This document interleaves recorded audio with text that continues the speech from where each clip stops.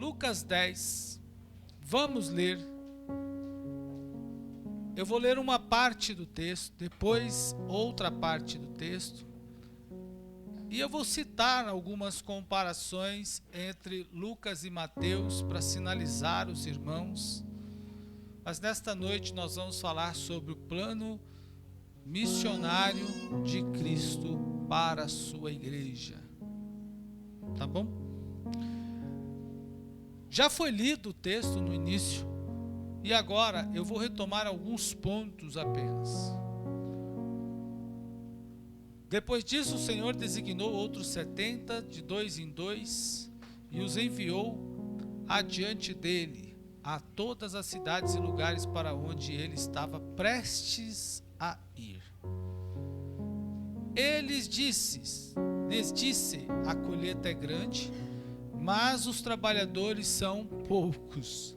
Portanto, peça ao Senhor da colheita que mande trabalhadores para a sua colheita. E nesse texto, nós encontramos o seguinte: Jesus insere o tema, a missão dos 70, logo depois dele avisar aos seus discípulos. Se a gente voltar aos versículos anteriores de Lucas, você vai perceber que alguém disse a Jesus assim: eu quero ir contigo, para onde o senhor for. Jesus responde: tudo bem, você quer ir comigo? Ok, mas você precisa saber que o Filho do Homem não tem sequer aonde reclinar a cabeça, não tem um lugar para descansar. Você quer andar comigo? Em outras palavras, então você não vai ter conforto. Quando ele diz assim, o Filho do Homem não tem onde sequer reclinar a cabeça, exatamente ele está dizendo aos discípulos: olha, eu não tenho lugar para... Eu vou dormir onde der, como for possível. Então, você quer andar comigo, você tem que abrir mão de determinadas coisas que você está acostumado a fazer. Não é? Veja lá o verso 57 do capítulo 9. E aconteceu que, indo eles pelo caminho, lhes disse Senhor, seguir-te-ei para onde quer que fores. E disse-lhe Jesus: as raposas têm covis, as aves do céu ninhos, mas o Filho do Homem não tem onde reclinar a cabeça. Você quer vir comigo? Ok. Mas você está disposto a passar pelo que eu vou passar? A dormir aonde possivelmente qualquer lugar que eu tiver disponibilidade para dormir? Detalhe, a Bíblia nos mostra em alguns momentos Jesus dormindo em barcos. Alguns momentos que a Bíblia mostra Jesus dormindo, ele estava em barcos. Ele não estava numa casa, numa cama, estava num barco. Então você quer ir comigo? Percebam que o texto já vem e aí já descrevendo essa questão do capítulo 10, quando ele entra no tópico da missão dos 70, ele já vinha demonstrando aos discípulos que fazer o trabalho missionário não se faz se não abrir mão. É uma abertura de mão dos seus próprios interesses, da sua própria visão, do seu conforto e assim por diante. E é nesse campo, nesse terreno já preparado pelo Senhor, que ele envia os seus discípulos para esta obra de missão. E aqui o texto que nós lemos, que a Hermocida leu agora há pouco com vocês, aborda a missão dos 70. Há um paralelo com 10 de Mateus, porque em Mateus capítulo 10 a missão não é dos 70. Mateus capítulo 10 a missão é dos 12. São dos 12. Os 12 vão a uma missão, e essa missão não tem tempo, não é temporária. Mas a missão dos 70 é uma missão temporária. Eles iam e depois, em seguida, já voltar. Mas lá em Mateus capítulo 10 tem um detalhe: o Senhor, entre outras coisas que fazem diferença, tem uma que está destacada lá, que o Espírito Santo fará a diferença. Aqui na missão dos 70 parece que não. O Espírito Santo sequer é mencionado assim. Até o versículo 20 que lemos. Embora as dificuldades são as mesmas, ir às aldeias, encontrar pessoas, levar a paz, curar enfermos, expulsar demônios, isso é semelhante. Mas não há a questão de que o Espírito Santo vai falar, por exemplo, na boca de vocês, quando forem questionados, como na missão dos 12. Então é um paralelo. Por outro lado, o que nos mostra também o texto, nesta missão dos 70, no capítulo 10, é que Jesus não tem só os 12. Jesus tem mais, pelo menos, 70. Jesus não tem só os 12, mas vamos imaginar que os 12 estavam entre os 70, então Jesus tem 58. Não há nenhuma possibilidade da gente pensar que estamos só no trabalho do Senhor. Deus sempre tem alguém a mais. Nós nunca estaremos sozinhos. Elias pensou que estava só, Paulo pensou que estava só, mas Jesus nunca deixa o homem até pode pensar que está sozinho, é o único naquele sentido, mas Deus não está limitado. Ele tem sempre mais pessoas para trabalhar, para usar, para fazer o trabalho. Com Elias ele disse, eu tenho 7.000. Para Paulo, por exemplo, tinha os irmãos. Paulo teve vários companheiros depois daqueles que desertaram. Quando ele diz assim, todos foram embora, fiquei apenas eu. Aí aparecem lá outros companheiros de Paulo. Então Deus não nos deixa só. Eu posso até querer me isolar e ficar só, mas Deus não me deixa só. E eu preciso saber também que Deus tem pessoas além de mim para me abençoar naquilo que eu estou fazendo. Tá certo? Então, queridos irmãos, pensando nisso, eu quero compartilhar com vocês nesta missão dos 70. Nessa missão dos 70, o texto nos mostra algumas coisas que eu quero que você fique com a sua Bíblia aberta e, se possível, vai enxergando aí. Vai anotando, vai vendo essas coisas. A primeira delas, o texto mostra Deus, na pessoa de Jesus, fazendo o quê? Enviando os seus discípulos, nesse caso os 70, que muitos deles nem nomes, nem os seus nomes, ninguém sabe até hoje quem são, quais seus nomes, mas que eles fossem ao campo missionário, lugares diferentes, aldeias, cidades, e que fosse à frente, adiante de Jesus, quer dizer que Jesus iria depois, eles tinham a missão de preparar o caminho para Jesus, e nesse caso, aquelas pessoas, ou estas pessoas, ou as pessoas a quem esse povo deveria ir, que estavam naquelas cidades, precisavam saber de algo. Qual? Que Jesus ia passar por lá. A mensagem que Deus deu a eles era exatamente essa, como lemos, as cidades que eu hei de ir. Disse, olha, disse-lhes exatamente assim. Depois disso designou outros 70, mandou-os adiante de sua face, de 2 em 2, a todas as cidades e lugares onde havia de ir. Então, esses discípulos tinham que ir àquelas cidades e avisar aos moradores da cidade que o Jesus de Nazaré ia passar por lá.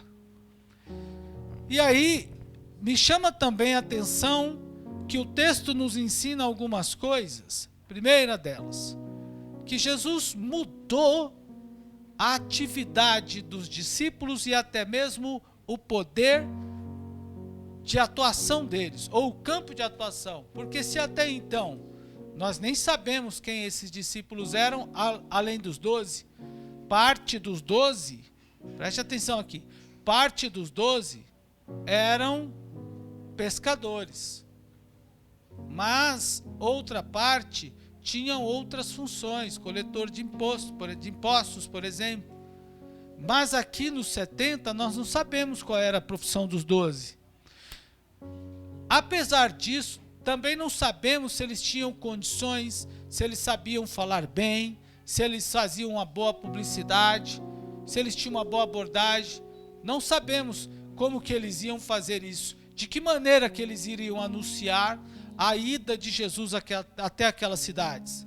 Eles iam procurar, vamos criar uma hipótese aqui, iam procurar o jornal da época e colocar um anúncio no jornal, iam até a rádio da cidade para avisar, olha, avisa aí que o cara vai passar por aqui, Jesus vai passar por aqui, avisem aí que o Jesus de Nazaré vai passar por aqui, perdão, né? Usei uma palavra que nem se pode se usar a Cristo, não é? Ou então colocar na parede, no mural da cidade, como era costume e como ainda é costume dos judeus ortodoxos, aqueles que nem usam, por exemplo, meios de comunicação como nós temos, colocar um mural e escrever o mural e colar na parede, para que as pessoas vejam. De que forma, eu pergunto a vocês, de que forma os discípulos fizeram como eles fizeram para anunciar a ida de Jesus até aquele lugar? Foi tete a tete? Foram até a praça da cidade? Colocaram uma publicidade? Não está dito aqui. A missão tinha que ser feita, realizada. E a missão era essa: anuncie que ele vai passar.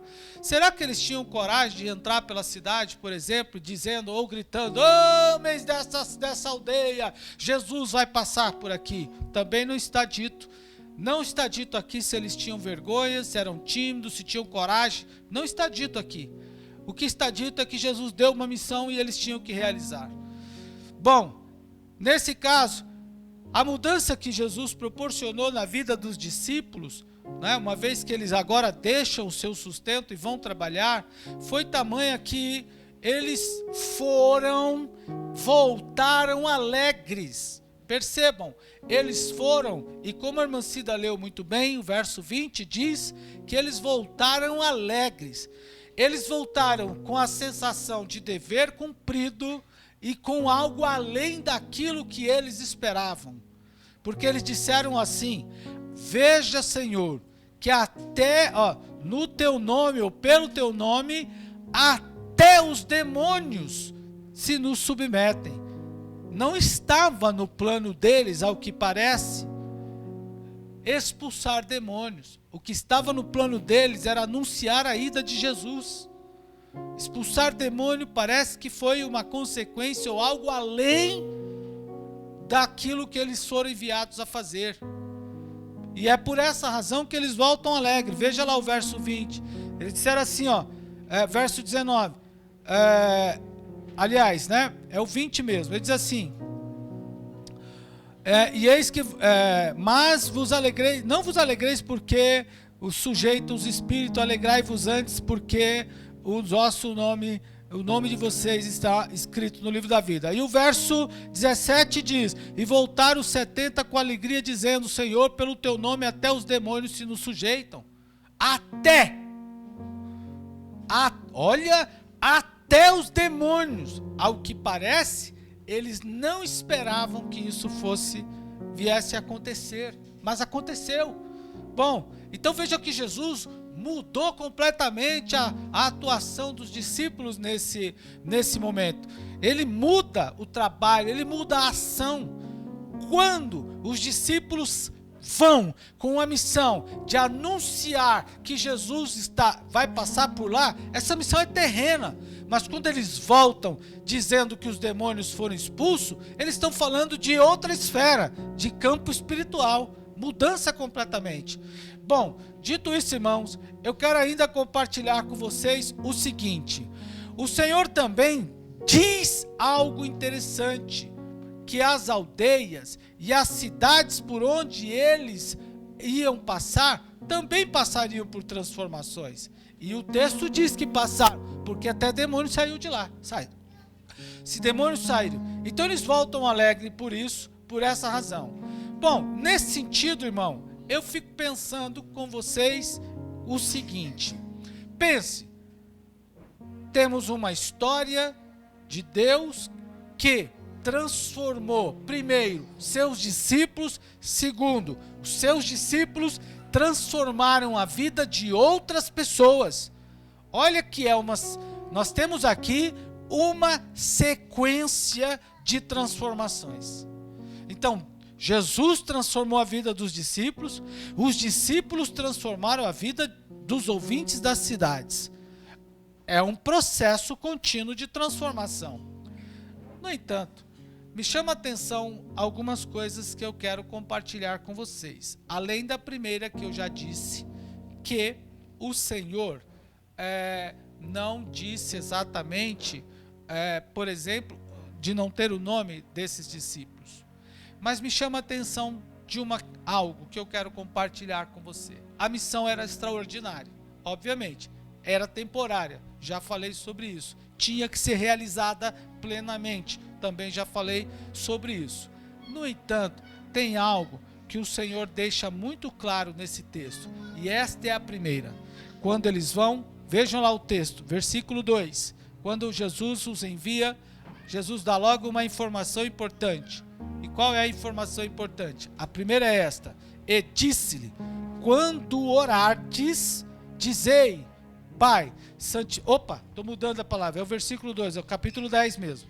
E disse, grande é em verdade a seara, mas os ceifeiros são poucos. Olha, que coisa interessante. Jesus manda os caras fazerem um trabalho, os discípulos fazerem um trabalho, mas logo em seguida ele já diz o seguinte: vocês não são suficientes para o tamanho do trabalho. Logo em seguida. Vocês não são suficientes para o tamanho do trabalho é muito grande. É grande demais. Ele não disse que os discípulos não conseguiriam realizar o trabalho, mas disse que o trabalho exigia muito mais pessoas. E ele mostrou isso aos discípulos antes. O trabalho é longo, é muito. E falta quem faz. Vocês vão ver isso. O próprio Senhor Jesus está mostrando a grandeza do trabalho, o tamanho do trabalho, a necessidade do trabalho aos discípulos, e ele está fazendo isso antecipadamente. E segundo, ele direciona a conversa dos discípulos. Ele direciona, porque ele disse o seguinte: ao invés de vocês ficarem reclamando por não terem o número, por não ter o número de pessoas corretas para atender o tamanho da necessidade, ao invés de você gastar, como na nossa linguagem, gastar vela falando de quem não veio ou está faltando, vai falar com Deus.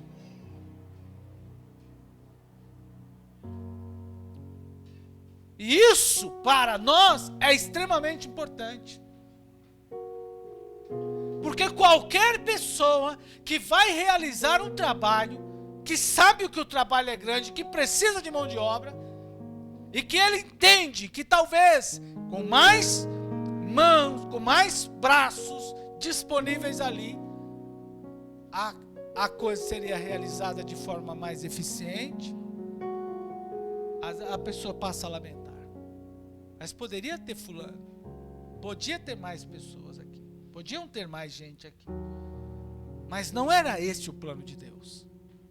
Não era que os discípulos, ao verem aquilo que era para ser feito, ficassem lamuriando, reclamando daquilo que não foi feito porque o outro não fez. Na verdade, o que Jesus queria era: faça o que é para você fazer. Está aqui no texto. Realize o que é para você fazer. Então Deus não queria que eles ficassem perdendo esse tempo. Mas tinha que fazer o que era para fazer. Segundo, irmão, cada momento dos discípulos, e a cada momento os discípulos, só retomando, a cada momento os discípulos iam se deparar com isso, viu? E quem aqui não lida com isso? O tempo todo? Mais ainda, vamos abaixo. Os discípulos foram e cumpriram a missão, como eu já falei. Porém, ao voltarem, se alegraram pelo fato de que os demônios deveriam se sujeitaram a ele. E eles demonstraram que não contavam com esse conhecimento, com esse acontecimento, como eu já falei. Então, os discípulos entraram, por exemplo, em contato com esse poder sobrenatural de expulsar demônio e se perderam aí. E desviaram o foco. Não era essa a missão. A missão não era voltar pensando na expulsão de demônios. Ah, que legal, voltamos, expulsamos o demônio. Foi uma coisa maravilhosa. Meu Deus, você viu o que ele falou? Olha aquilo ali. Nossa, que coisa. Esta não é a alegria. Será que todos expulsaram demônios? Por exemplo, nem todos, imagino. Nem todos que saem a um trabalho de missão lidam com se deparam com demônios. Não podemos perder o foco. Demônio não é a nossa pauta. Mas em outras palavras, o que Jesus estava querendo dizer? Não perca tempo com aquilo que não é o seu assunto. O assunto não era esse. O assunto era o nome escrito no livro da vida. Esse é o assunto. Este é o motivo da alegria. Este é o dever da igreja. É isso que a igreja comemora. Salvação. Diga glória ao Senhor. A igreja comemora a salvação do pecador, a reconciliação do perdido, a pessoa que se afastou da igreja e voltou a congregar, a pessoa que está mergulhando no mundo e voltou para a casa do Pai. A igreja tem que se ocupar disso. Pastor, e os demônios são causa vencida. Está na Bíblia, não se preocupe. Quando Jesus disse, eu vou para o Pai, aí os discípulos ficaram preocupados. Mas e agora? Quem é que vai expulsar demônio aí? Que esse monte de demônio aí? Jesus falou assim, olha, em meu nome expulsarão demônio. Acabou. Em outras palavras, estão dizendo, vocês estão preocupados com o quê? Vocês não podem se preocupar com algo que já está vencido. Demônio vai aparecer no nosso caminho a todo instante. E a todo instante que eles aparecerem, vai embora em nome de Jesus, amém? E a palavra do Senhor tem que ser anunciada.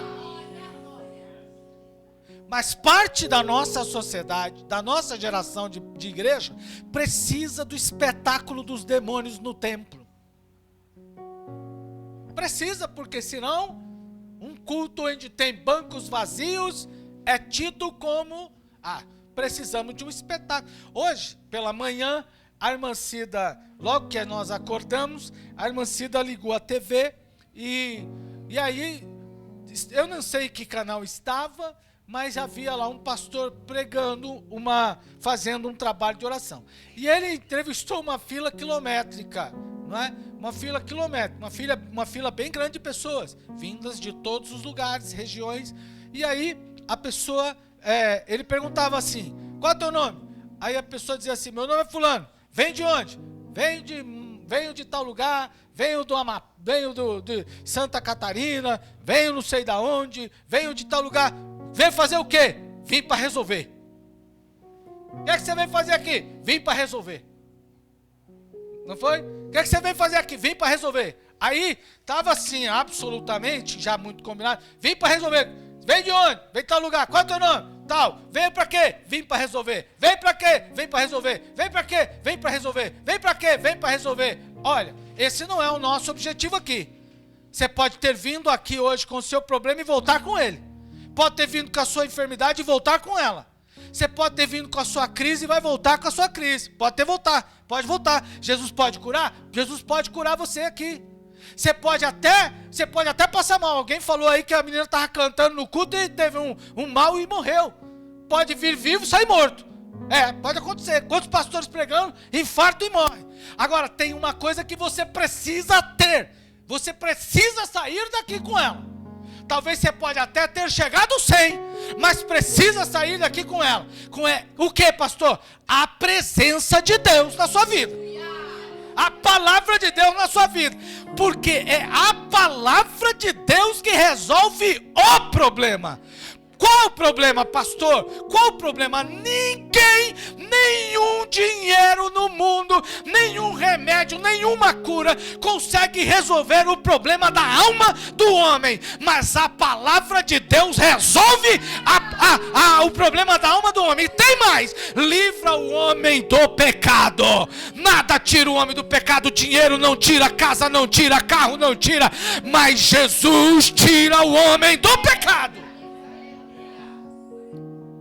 E é essa. Então, qual é o objetivo de nós estarmos aqui? Para anunciar a palavra de Deus. E aí, irmão, não importa se tem 100, 200, 500, 1000 ou se tem um. Não importa. O que importa é que a palavra seja anunciada. A palavra precisa ser anunciada. E eu me prendo à passagem de Jesus, à travessia de Jesus até o mar, até a cidade de Gadara, para ir libertar um homem. Um homem, olha só. E eu levanto uma questão. Jesus atravessa o mar à noite, depois de um dia intenso de trabalho, entra no cemitério, liberta um homem e sai de lá e não faz mais nada. Libertou só um homem, uma pessoa. Que Jesus maravilhoso é esse? Depois de um dia intenso de trabalho, quem é que daria alguma coisa ainda como esta? Pegar um barco, atravessar a represa que está aqui perto de nós, e ir lá do outro lado para libertar um homem dentro do cemitério. Isso de noite, depois de um dia intenso de trabalho. E tem um detalhe que me chama a atenção nisso.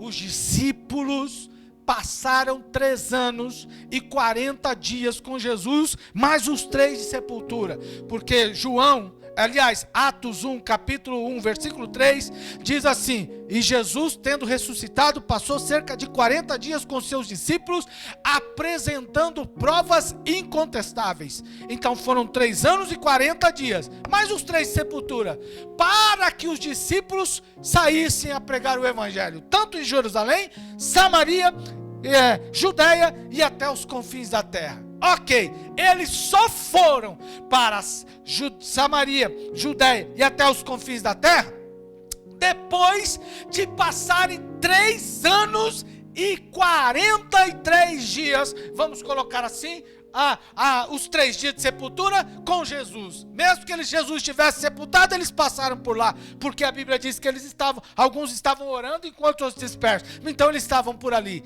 Agora Jesus curou, libertou o gadareno, e o gadareno disse assim, irmão Julián: Senhor, eu quero. Jesus disse: está liberto, agora eu vou embora.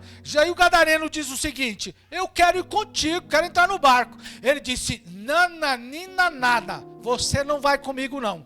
Aí ele disse: não, eu quero ir sim. Ele disse: não, primeiro você vai para a tua casa. O rapaz tinha uma casa, está aí no texto, pode ler. O rapaz tinha uma casa, está assim, vai para a tua casa. Depois diz assim: vai para os teus. Ele tinha uma família, o texto está dito lá, tinha uma casa, tinha uma família. Aí depois disse Jesus assim, Depois que você vai para casa, depois que você for para a família, você vai a Decápolis e anuncia as obras que o Senhor te fez. E eu pergunto, por que o gadareno não precisou passar o tempo que os discípulos precisaram passar? Porque os discípulos só foram enviados depois depois dos 3 anos e 40 dias e mais os 10 dias até que chegasse o Pentecostes. Mas o gadareno Jesus enviou na hora. E o gadareno está aí, pode ler, não está no texto? Está no texto. Eu não estou falando nada que não esteja lá. Está no texto. Jesus mandou o cara pregar e fez outro caminho com ele. E ele foi. Se respondeu, está aí na Bíblia. O que está dito é que Jesus não deixou esse rapaz entrar no barco para anunciar. Jesus mostra a nós a importância do ser humano. E o que foi mais importante nesse detalhe? Foi ter expulsado a legião de demônio? Porque os homens da cidade preferiram os demônios e mandaram Jesus embora. Mas o gadareno preferiu Jesus. E o gadareno foi obediente, porque ele não foi com Jesus, porque Jesus não deixou entrar no barco. Agora, irmão, o que me chama a atenção é que, apesar de tudo, Jesus atravessou a noite, viajou de barco para expulsar, para libertar uma pessoa. Ele libertou uma pessoa. Repita comigo, uma pessoa. A mensagem foi pregada a uma pessoa. O trabalho foi executado para uma pessoa. E quantas pessoas mobilizadas para pregar, para libertar uma pessoa? Quantas foram? Todos os discípulos estavam naquele barco. Todos os discípulos. E qual o investimento daquela missão? Qual o custo da missão? Olhe para mim. Pergunto. Se você estivesse no barco e chegasse do outro lado, irmão José Luiz, que está ali, tivesse saído do trabalho, sai 3 e pouco da manhã para trabalhar e está ali no culto. Pense Jesus ter colocado você no barco para libertar o gadareno. E na hora que você tivesse chegado lá, o que é que você diria? O que é que você diria se você soubesse disso? Ah, meu Deus, passei um dia intenso de trabalho, atravessei uma viagem de noite para vir aqui no cemitério para libertar uma pessoa. Jesus se importa com 1, Jesus se importa com 2, Jesus se importa com 10, Jesus se importa com o ser humano. Na verdade, o que ele está nos dizendo é que o amor precisa ser anunciado. Glória ao nome do Senhor. Mas nem todos terão a mesma experiência. Nem todos terão a mesma experiência.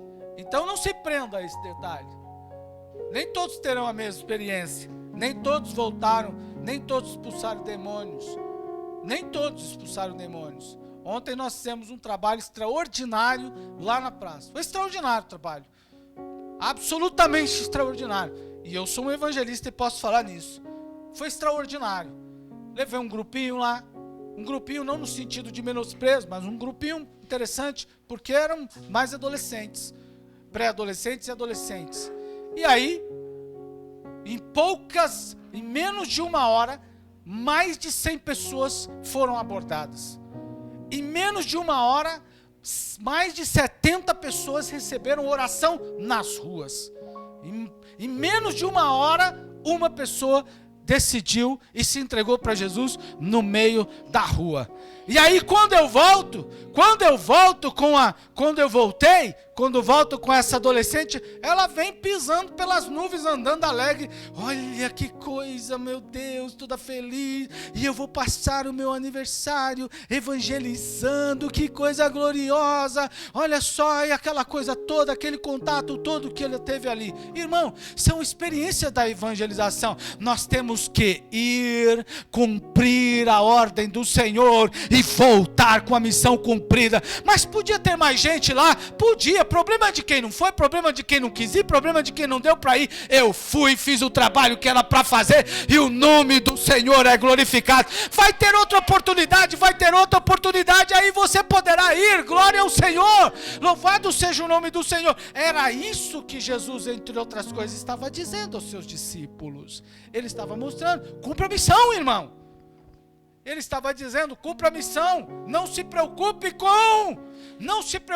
o problema, realize o trabalho do Senhor. E eu parto agora para o último ponto que eu quero abordar com vocês, embora a mensagem não acabou. Veja, irmão, toda vez, preste atenção, o que é interessante, vamos ler o texto? Olha aqui, abre o texto de novo aí, Bíblia aberta, vamos ler o texto, vamos voltar ao texto. E aconteceu que estando ele... Eita, toda hora vira o texto para a página 11. E depois disso designou o Senhor ainda outros 70 e mandou-os adiante de sua face. Vocês têm que ir, mas tem que ir debaixo do meu olho. Aí, de 2 em 2, grupo, dupla. Olha só, se organiza.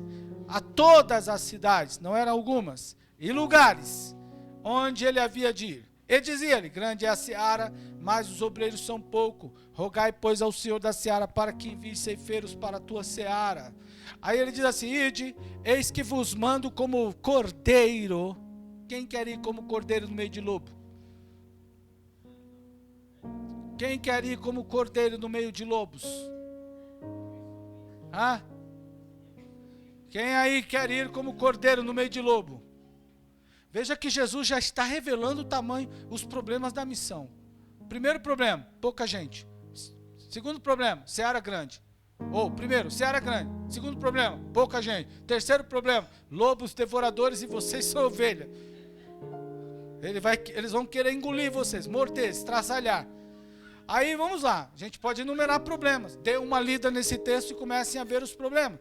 Aí mais ainda, eis que vos mando como cordeiro no meio de lobos. E não leveis bolsa, não era para fazer mala, não era para se preparar, não era para se arrumar todo, nem alforje, não saudeis pelo caminho, não percam tempo, cumpra a missão. Ok, em qualquer casa onde entrar, dizei, paz seja nesta casa. E se ali houver algum filho da paz, que fique lá, senão repousará para vós. Aqui tem sucesso. Você vai fazer um trabalho e não quer dizer que o sucesso vai acontecer. Tá bom? Mas não é... não está acontecendo, é porque Deus não está no negócio. Não é isso que o povo diz? Não está acontecendo, é porque Deus não está no negócio. Jesus já falou aqui, de antemão, que se alguém não recebesse a paz, era para os discípulos, não era para eles pensarem porque ele não estava no negócio. Aí seguindo, em qualquer casa que ficar, aí ele diz, entrai na casa, ficai lá, comei, bebei do que eles tiverem. E se não tiver nada? Enfim, digno é o obreiro do teu salário. Já pensou qual é o tipo de salário que você vai ganhar? Irmão, eu disse esse dia, eu fui a um estabelecimento almoçar, e lá 2 pessoas, 2 homens, um cozinha e o outro serve. E eles têm grandes dificuldades, muitas delas. E uma delas é que o sujeito, eu pedi lá uma carne de panela, me dá aí uma carne de panela, o sujeito pegou o prato, fez um prato com outro prato, e aquela coisa toda, pensa numa comida boa. Eu falei, Mancida, aí eu tirei uma foto, vou levar você para almoçar nesse lugar aqui. Aí mandei essa foto para mais alguém aqui na igreja. Irmão, essas mulheres quase que passam mal. Aí vejam bem, e se ali houver, aí verso seguinte, come do que tiver. Esse dia eu fui a uma casa, como eu contei para você, nunca tinha comido jiló. E a mulher colocou jiló na mesa. E eu falei, e agora? Meu Deus.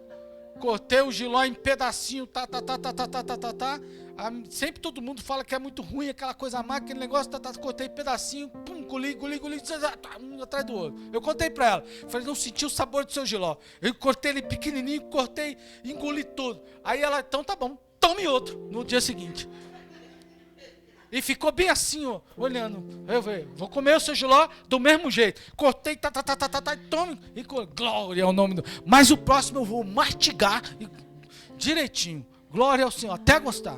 Glória a Deus. Aí ele diz o que? O seguinte, mas em qualquer cidade, verso 10, curai os enfermos, preste atenção, curai os enfermos que nela houver, e dizer é chegado o reino de Deus, mas em qualquer cidade que vos entrar não vos receber, saiam de lá, até o pó sacudo no vosso pé, e digo, mais tolerância haverá para a cidade de Sodoma, de Gomorra, do que para aquela cidade, ai de ti, Corazim, tal. Pergunto, onde tem demônio aqui?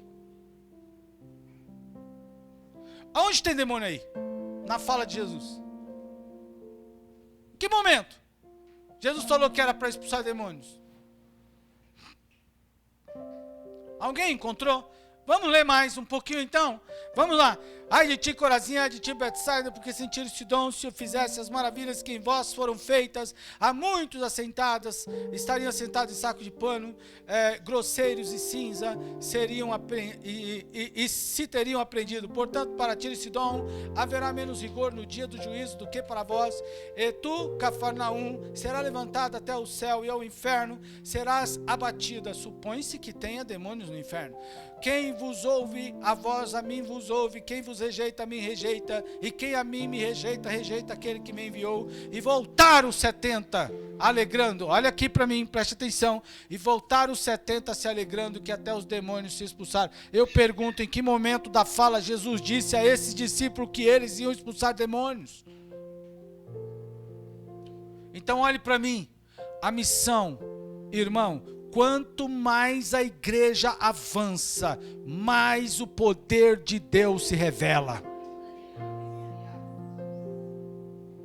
Quanto mais você avançar, mais Deus vai se revelar na sua vida. É assim, Pastor Marcos, eu preciso ver o poder de Deus na minha vida para mudar a minha vida. Jogando videogame, assistindo TV em casa, vendo Netflix, passeando pelo shopping, assistindo o jogo do Corinthians, do São Paulo, do Palmeiras, esquece, irmão. Ou você vai fazer a obra do Senhor para ver o poder de Deus, ou então você vai ficar no entretenimento a vida inteira. O poder de Deus, porque não está dito aqui, ide jogar videogame, ide ao campo de futebol, ide assista a Netflix, ide e vá ao teatro. Está escrito assim, ide à cidade e pregue o meu evangelho. Pronto. Não tem outro jeito da igreja ver o poder de Deus. Aí fica capengando a vida inteira. Senhor, não tenho força, não tenho fé, não tenho ânimo, é claro. Então dobra o joelho e diga, São Leonardo DiCaprio. São Leonardo DiCaprio, ou São Antônio Bandeiras, ou Santa Série do Netflix, me inspira e senta em maratona lá, para ver se no outro dia tu não amanhece cheio de rapina, para ver se no outro dia tu não amanhece com a cabeça toda perturbada. O cara saiu daqui de São Paulo, foi lá para o Catar, pagou uma fortuna, eu vou assistir o jogo do Brasil, orou, fez promessa, pagou promessa, carregou a cruz, e o Brasil foi desclassificado e ficou lá. O que eu faço com isso daqui, meu Deus do céu? Eu tenho uma notícia, da próxima vez, vá para a igreja, aceita Jesus, dê de oferta para a obra do Senhor, que vai ser muito melhor.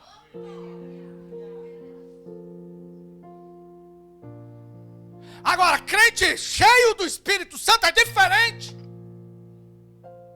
Pensa na obra de Deus o tempo todo.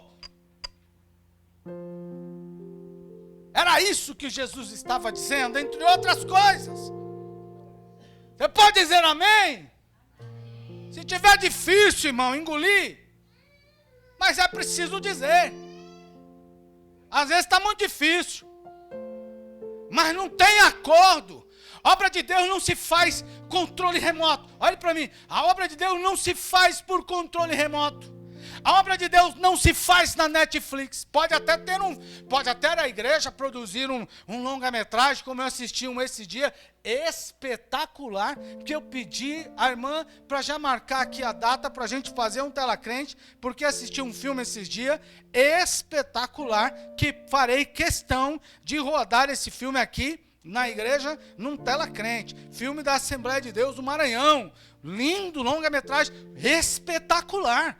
Arrancou de mim muito, muito, muito. Dou glória a Deus, ao Senhor, pelo trabalho que aquela igreja fez. A obra de Deus, mas a obra de Deus, irmão, não é isso não. A obra de Deus não é série, não é maratonar em série. A obra de Deus não é passar a vida toda em videogame, não é sair atrás de artista, não é atrás de Lollapalooza, não é atrás de show, não é atrás de teatro, não é atrás de campo de futebol, não é atrás de jogo do Brasileirão, de Palmeiras, de Corinthians, de São Paulo, da seleção brasileira, da Inglaterra, seja lá do raio o que for. A obra de Deus é pegar a palavra do Senhor, é passar hora de oração, é se encher da Bíblia e sair e anunciar, é orar por um, é orar por outro, é orar por outro, é orar por outro, é orar por outro, é orar por outro, e quando chegar em casa vai orar em casa também, para abençoar a família. Louvado seja o nome do Senhor. Amém, queridos?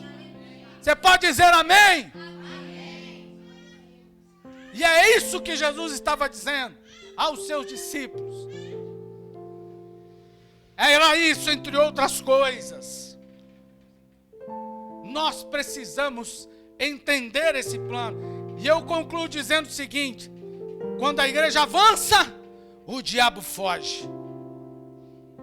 A igreja avança, o diabo foge. E a gente tem duas possibilidades aqui. Você avançar individualmente, junto com a igreja. E olha, se achegar é atividade, é ação sua, não é da igreja. A igreja não é que nem aquele carro que saía. Tinha os carros antigos, as pessoas saíam, acho que era no bondinho, né, parece? O sujeito vinha, eu não sei onde que eu vi. O sujeito vinha pendurado no ônibus. Aí o sujeito, eu estou entrando, o cara já vem colocando para dentro, ou então vai catando na rede, na rua e jogando para dentro do bar. É mais ou menos assim. Você quer ser usado por Deus? Tem que ser igual Filipe. Abre aí Atos 19 para a gente fechar. Atos 9, perdão. Atos 8, perdão. Atos 8. Ô, pastor Marcos, entra num acordo aí. É 8, 18, 19. Tem hora que vai falhando. Não é? Atos 8, 18, 19. Atos 8. Olha só, como que funciona a obra de Deus, irmão. Vejam bem. Atos capítulo 8, versículo de número 26. Olha, eu vou ler um pouco, é o 26. E o anjo do Senhor falou a Filipe dizendo: levanta-te e vai para a banda do sul, ao caminho que desce de Jerusalém para Gaza, que está deserto. E levantou-se e foi. E eis que um homem etíope, eunuco, mordomo de Candace, rainha dos etíopes, o qual era superintendente de todos os tesouros, e tinha ido a Jerusalém para adoração, regressava, e assentando no seu carro lia o profeta Isaías, e disse o Espírito Santo: chega-te, dois verbos, chega-te e ajunta. Chega-te e ajunta-te à carruagem. A carruagem estava parada, será? Chega lá. Tem que ir correndo. Aí então, e aí o texto diz, olha o verbo, regressava e assentado no seu carro, lia o profeta. Não diz que estava parado, diz que o rapaz estava sentado e estava regressando. Hã? O que você disse, Aí, olha lá, irmã Cida, olha o texto da irmã Cida aqui, ó. Filipe correu para perto da carruagem e ouviu o funcionário lendo. Irmão, para fazer o trabalho do Senhor tem que correr. É correr. Ó, tem que correr. É assim, e a igreja vai viver assim nessa correria. Corre daqui, corre dali, corre da colar, corre acorde aqui, corre acorde ali, corre acorde lá. É correria. Ainda mais a igreja igual a nossa, é correria. Por que a igreja igual a nós? Como todas as igrejas iguais a nós, igrejas pequenas na periferia de São Paulo, é correria. Igrejas maiores, estruturadas, graças a Deus por isso, vai fazer um evento como nós vamos fazer a semana que vem, contrata. Quanto custa uma instalação disso? Quanto custa daquilo? Quanto custa aquilo outro? Quanto custa? Fechou o orçamento, instala lá. Mas igrejas pequenas é correria. João, dá para você dar uma forcinha aqui para mim? Pastor, peraí que eu chego, atrasado, vou passar do trabalho, vou lá. Irmã, dá para você dar uma ajudinha aqui para mim? Irmão, tem como? Aí o negócio está pegando fogo no meio do trabalho, aí o pastor manda lá. Irmãos, é possível aí alguma irmã preparar uma garrafinha de café? A irmã está lá na luta terrível, vai lá, não vou fazer aqui uma aguinha de limão, um açúcar, um cafezinho, vou levar para os irmãos que estão trabalhando. É correria, tem que correr. Mas quanto mais a igreja avança, mais ela vive o poder do Espírito Santo.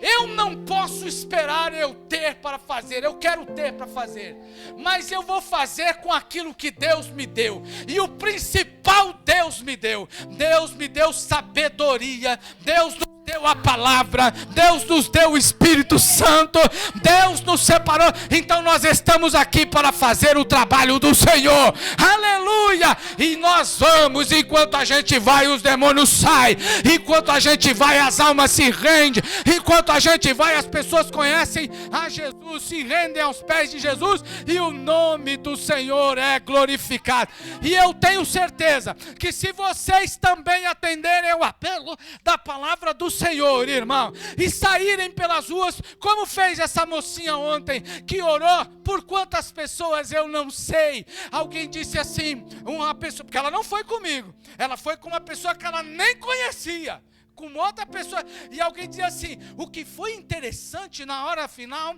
alguém disse o seguinte, o que foi interessante é que essa menina fala tão baixinho, mas as pessoas a quem ela ia falar, fazia assim, para ouvir, e ela anunciava. Eu não sei o que ela disse, eu não sei o que ela falou, eu não sei o que ela anunciou, mas de uma coisa eu tenho certeza, irmão, que o Espírito Santo pegou tudo aquilo que estava no coração dela, que ela vem estudando teologia, que ela vem estudando na escola bíblica, que ela vem aprendendo na igreja, e jogou algumas coisas na boca dela e ela falou, e aquelas pessoas ouviram e vão para casa, mas não é que aquela menina colocou algo na minha cabeça, e vai chegar um dia que essas pessoas vão entrar no templo, vão prostrar o rosto em terra, e vão clamar, só o Senhor é